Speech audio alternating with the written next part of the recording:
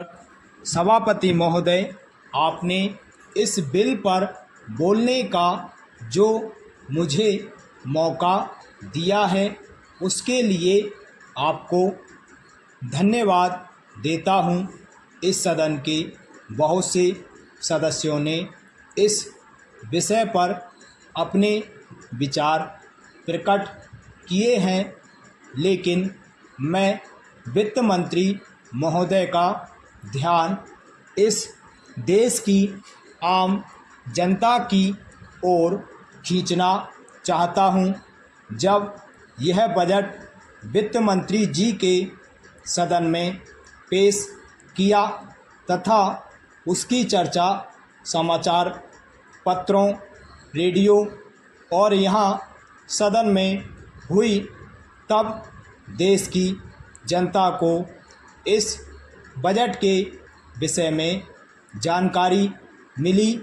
इस बजट के विषय में जब आम जनता ने सुना तो उसे बड़ी निराशा हुई। उसने समझा कि इस बजट से हमारे देश की अर्थव्यवस्था स्थिर नहीं रह पाएगी। इस बजट को देखकर देश के सारे किसान और मजदूर दुखी हैं। किसानों के लिए बहुत सी बातें कही गई हैं।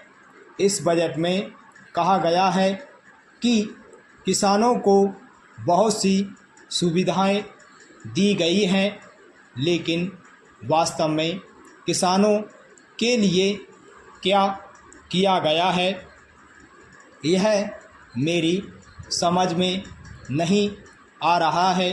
किसानों को खाद पर बहुत ही कम राहत दी गई है।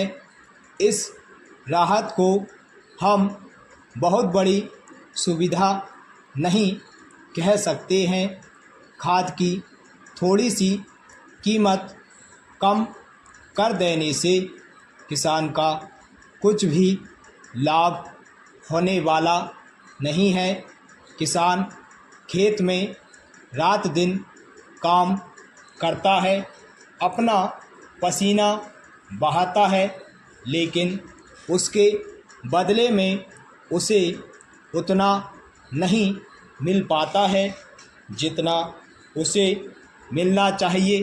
प्यारा सभापति महोदय, मैं इस बजट का समर्थन तो नहीं करता, लेकिन यह अवश्य कहना चाहता हूँ कि देश की स्वतंत्रता को मजबूत रखने के लिए देश के किसानों को विकास की ओर सरकार का ध्यान जाना चाहिए।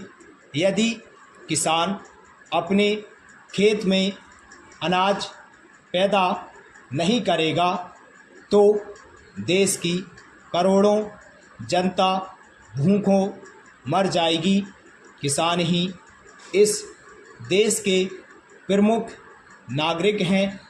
आज कहा जा रहा है कि यह जो बजट प्रस्तुत किया गया है इसमें गांवों की ओर अधिक ध्यान दिया गया है, लेकिन मैं कहना चाहता हूं कि सरकार को गांवों की ओर जितना ध्यान देना चाहिए था उतना इस बजट में नहीं दिया गया है।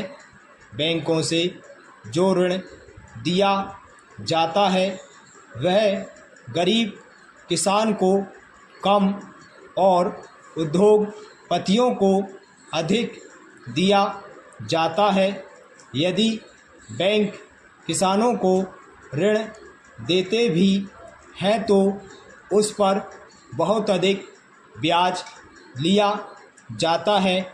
मेरा सदन से निवेदन है कि इस विषय पर विस्तार पूर्वक चर्चा की जाए।